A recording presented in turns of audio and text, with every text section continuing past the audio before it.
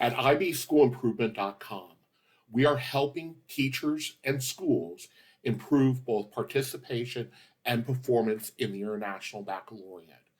We know that the rigor of the high school curriculum is the number one indicator for bachelor degree attainment.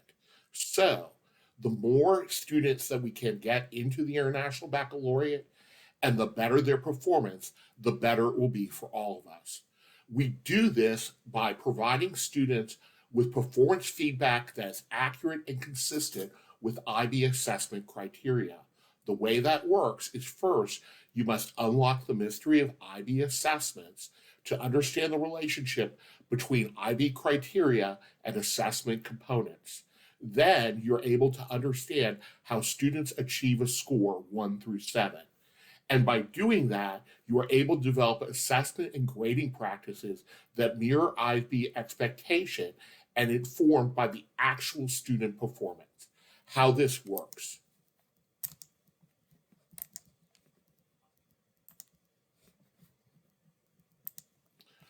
The tool basically allows you to look at IB performance over multiple years. So what you see over here are the IB exams. Here you see the years. Here you see the number of students enrolled in each course. And you're able to look at the performance over time.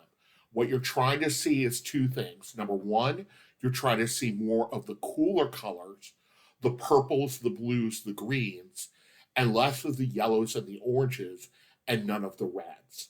So let's take an example and let's look at our performance in design and technology. And what you see as you look at this performance is we're actually moving in the wrong direction. We had an increase in students, but now we're decreasing. So let's see why that happened. We're going to click over here, the test summary tab. We're going to go to the single year view. We're going to go to design and technology. And the first thing we're going to see is we're going to see a repeat of what we saw before, the distribution on the IB 1 through 7 scale. But down here, you're able to look at exam moderation. What did the teacher predict the internal assessment at? And what did IB moderate that assessment to? So what you see here is at the upper end of the band, where a teacher was awarding this internal assessment a 33, IB was reducing that by 13, or more than a third of the total marks. So the first thing this tells me is that that teacher is not in line with IB expectations. You can also look at predicted grade moderation over here and see that the predicted grades are off by more than a full mark. This can be examined through the score versus predicted grade tab, where you can see basically what the teacher predicted the student at and what the student actually received. So what you can see is this teacher predicted 3 students to receive a 7, but they only actually earned a 5. Now, at this point, this is interesting data, but teachers don't teach numbers, they teach students. And so what teachers want to do is go, okay, who were those students? By clicking on the bubble, you can see which students were predicted at a 7 and which ones actually earned a 5. In the actual tool, you will see student names. So let's look at one of these students, 1566. Now we're going to go over here to component by student, and let's look for that student, 1566. Okay. There we go. And we're going to click on that. The student actually earned a 5. And now what you can do is see what that student earned on the actual components, okay? And what you're going to see is the student killed it on the multiple choice questions on paper 1. The student, however, did not perform well on paper 2. And in the practical work, which was that internal assessment that was moderated so strongly, the student actually only earned a 20.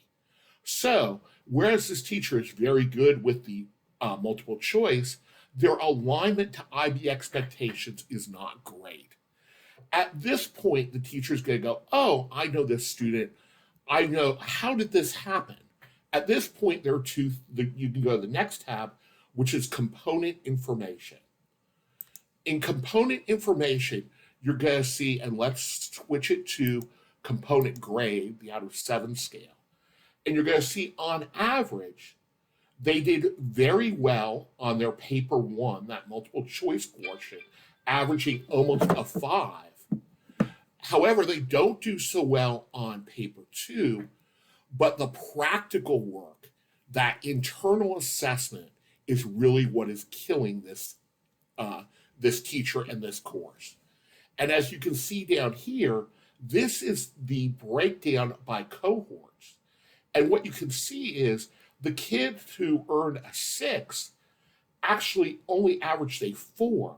The kids who earned a 5 averaged a 4.4, actually better on their practical work than the kids who earned a 6. The 6s were helped by their performance on paper 1 and paper 2. Now, at this point, the tool can guide you towards how to help this teacher bring themselves in alignment with IB. The first thing for this teacher to do is to get the internal assessment, the practical work that was done that year and submitted to IB. Take a look at those papers that were submitted with the rubric and go back over here to test summary. What was that teacher seeing that IB wasn't? And if that teacher can bring themselves in line with IB expectations, they're going to be able to give these students better feedback. Because what is frustrating to both teachers and students is when the teacher predicts you very high, but your performance does not align to that prediction. That is going to be frustrating both for that teacher and for that student. What we do at ibschoolimprovement.com is try to provide teachers with a way to bring themselves in alignment with the IB expectations. The second thing this teacher could do is look at the paper 2 performance. At this point, you could call for an inquiry upon result, order the return of those marked papers, and sit with the rubric and go, how is IB interpreting this rubric vis-a-vis these students? Because again, you can go back and look at individual students and see how those students performed. And was that performance in alignment with what that teacher expected? And what the tool will allow them to do is to focus themselves in such a way to bring themselves in alignment with IB. It basically allows you to see this complex data set, but identified by individual students, and linking that individual students to cohort performance. The other thing the tool does, and this is primarily for coordinators, is to look at your performance for students who did not get the diploma. And you can click on each student and begin to look at these particular pieces to understand why the student didn't get the diploma, and if calling for an inquiry upon results for an individual paper for that student might lead to a change in whether that diploma is awarded or not.